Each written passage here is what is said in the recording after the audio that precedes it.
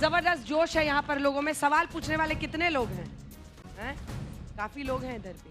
महिलाओं को दिखाइए भाई, कतार कतार लगी हुई है यहाँ पर। महिलाएं एक बार फिर से आ जाई हैं। और इधर भी दिखाइए, इधर से कितनों को सवाल पूछना है? अच्छा, कॉलेज वाले कितने बच्चे हैं? मेडिकल छात्र हैं, यहाँ से लेकर यहाँ तक साइड में खड़े हुए। दिखाइए भाई, पूरा देश इनको देखेगा। क्या बात है। लेकिन इससे पहले कि हम शो की शुरुआत करें, आइए आपको दिखाते हैं ये ग्राउंड रिपोर्ट और आज दिन भर की चुनावी हलचल।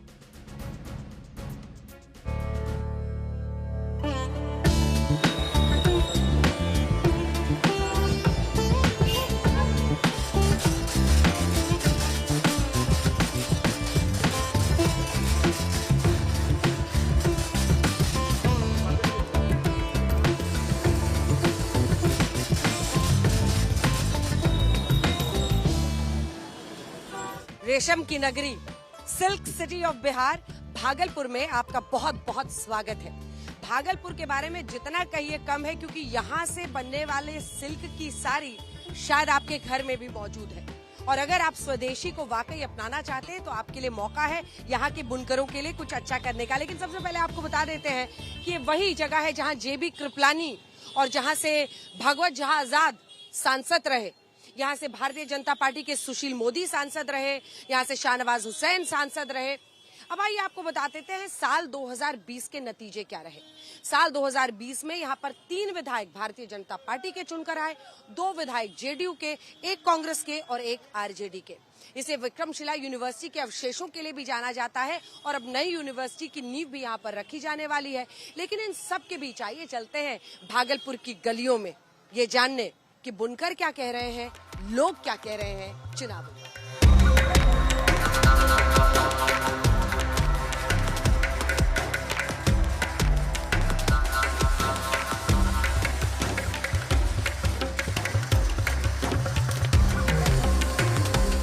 भागलपुर में हम आ गए हैं बुनकरों की गलियों में और हर घर से आपको ऐसे ही बुनकरों के जो मशीन चल रही है, धागा कपड़ा बुना जा रहा है, उसकी आवाजें आ जाएंगी। ये नरगा बाजार है चंपानगर भागलपुर में और हर घर में, इधर दिखाइए एक बार, जैसे यहाँ पर भी आप देखिए, जिस दरवाजे में झांकिएगा आपको वहाँ पर ऐसे ही बुनकर काम करते हुए दिखाई देंगे।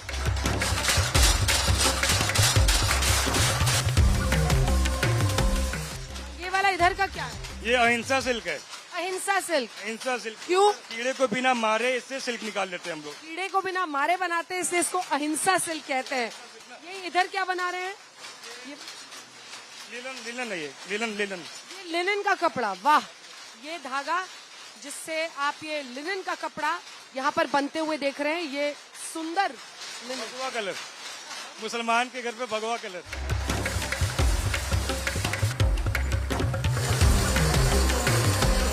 आप लोग चुनाव पे क्या सोच?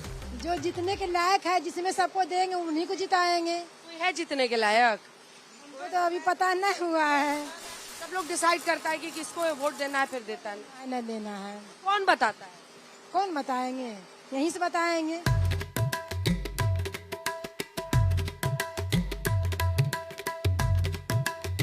चल रहा है खाली। ठीक है, खाली चल रहा है। खाली चल रहा है। बहुत परेशानी है, हालात बद से बदतर होते चले जा रहे हैं बुनकरों का। मतलब यहाँ पे तो न एक धागा का अवेलेबिलिटी है और धागा आता है तो काफी महंगा आता है। बुनकरों की स्थिति बहुत खराब है। क्यों? इसलिए कि यहाँ पे नया नया टेक्नोलॉजी सूरत वगैरह में चल रहा है, जिसकी वजह से हमारे बुनकर काम नहीं कर पाते।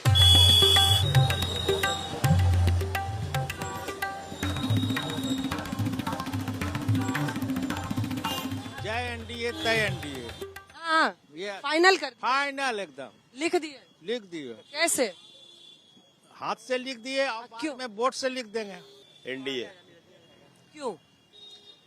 सड़क सुरक्षा, स्वास्थ्य, शिक्षा सब में हम लोग जो पहले देखते थे उसमें सुधार हुआ है।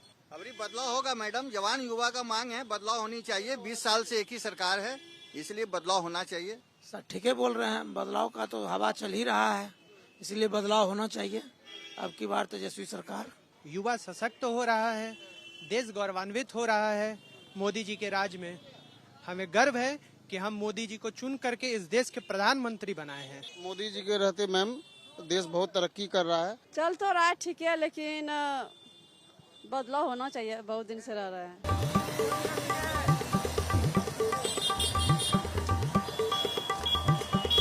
चुनाव में आप लोग क्या सोच रहे हैं? अभी तो बीजेपी का लहर है, बीजेपी जीतेगी, बस यही है।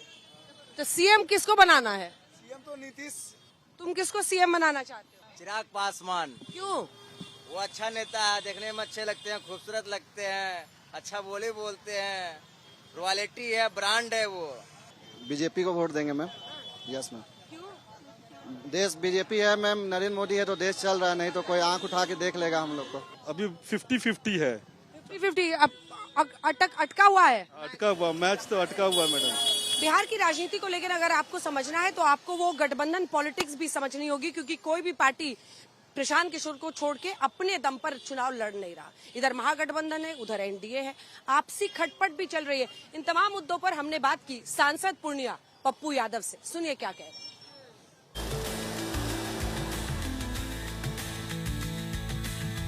पप्पू यादव, जिनको जनता का नेता कहा जाता है क्योंकि लोगों के बीच में आप दिखते हैं, लेकिन इस बार चुनाव के मौसम में कितनी आपने रैलियां की हैं? राहुल जी, बिहार लगातार बच्चों के मुद्दों को लेकर के, बीपीएससी के मुद्दों को लेके, एसएससी के मुद्दों को लेके कई बार लाठियां चली। बच्चे हमारे भूख हड़ताल पर बैठे रहे, राहुल गांधी वहां भी गए। तो एक लगातार एक इन्वायरमेंट बिहार को बदलाव, जो बिहार में जो यूथ और स्टूडेंट है, छात्र है, और जो बाहर में हमारे बच्चे काम करने जाते हैं, वो लगभग बदलाव चाहते हैं। जंगल राज का मुद्दा, उस पर गृहमंत्री जी से भी मैंने सवाल किया था, लेकिन सवाल यह है कि मोकामा में अनंत सिंह के साथ क्या हुआ, उस पर भी प्रश्न उठ रहे हैं। लेकिन क्या इस छवि को हटा पाना मुश्किल है? बिल्कुल नहीं हटा सकते, पॉलिटिशियन के बस की चीज नहीं है। ललन बाबू ने कल जाके कहा कि हम नाम वैसे नहीं ले पाएंगे, फलना बाबू अब नहीं है तो मैं हूं और मेरी जिम्मेदारी है। और उनको 302 में जेल नहीं भेजा, उनको उपद्रवी बनाकर जेल भेजा। अब ये ललन बाबू वहां चले गए, लालू यादव जी दानापुर चले गए। मैं लालू यादव जैसे व्यक्ति के साथ मैं इत्तेफाक रखता हूं कि नहीं जाना चाहिए। पूरी ताकत झोंक रहे हैं तेजस्वी यादव को सीएम बनाने के लिए। कांग्रेस के लिए सपना ही रह जाएगा और आप तो निर्दलीय ही रह जाएंगे। पहली बार कांग्रेस के लोगों ने हमको राजनीति सिखा दिया। हम दिल टूट गया आपका? इसके नहीं, कोई दिल नहीं टूटा। हम इसके पहले वन साइडेड, मैं इसके पहले राजनीति नहीं जानता था। हम पहली बार राजनीति हमको सिखाया। लोग गंदा राजनीति करता है। आंसू आ रहा आपके आंख में? मुझे मतलब बिहार की जनता अपने बारे में कुछ सोचती ही नहीं, उलझी हुई है जात पात। मेरा जात वही सबका धर्म हो गया। कुछ नहीं होगा इस बिहार का, कुछ नहीं होगा। फिर गंदे लोग सीएम बनेंगे, अच्छे लोग कोई नहीं। बहुत बहुत धन्यवाद आपका पप्पू जी। तो इसी के साथ भागलपुर की गलियों से आपने हमारी ग्राउंड रिपोर्ट देख ली, लेकिन इससे पहले कि हम राजतिलक के मंच पर आपको ले चलें, आइए आपको दिखाते हैं आज दिन भर की चुनावी हलचल।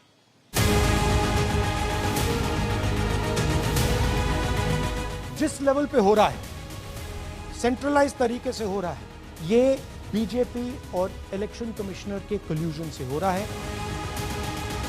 इन तीनों ने और नरेंद्र मोदी जी ने और अमित शाह ने मिलकर हिंदुस्तान की डेमोक्रेसी को खत्म कर दिया है। कांग्रेस के नेता ही कह रहे हैं कि वो अपने वजह से हारे हैं, और यहाँ राहुल गांधी कह रहे हैं वोट चोरी हो गया, इलेक्शन कमीशन को गाली दे रहे हैं। इस तरीके के आप बात करेंगे तो कौन विश्वास करेंगे? मोदी जी ने बड़ा बड़ा ऐलान किया, लो 10,000 दे रहा हूँ, पैसे लो और वोट अपने दिल से, अपनी जमीन के लिए, अपने बिहार के लिए, अपने भविष्य के लिए, अपने बच्चों के लिए महागठबंधन को दे दो। आपको बिहार का अंधकार बताना चाहता हूँ, क्योंकि जब तक गुंडा नहीं आपके समझ में आएगा और गुंडा राज और जंगल राज नहीं समझ में आएगा, तब तक आपको सुशासन समझ में नहीं आएगा।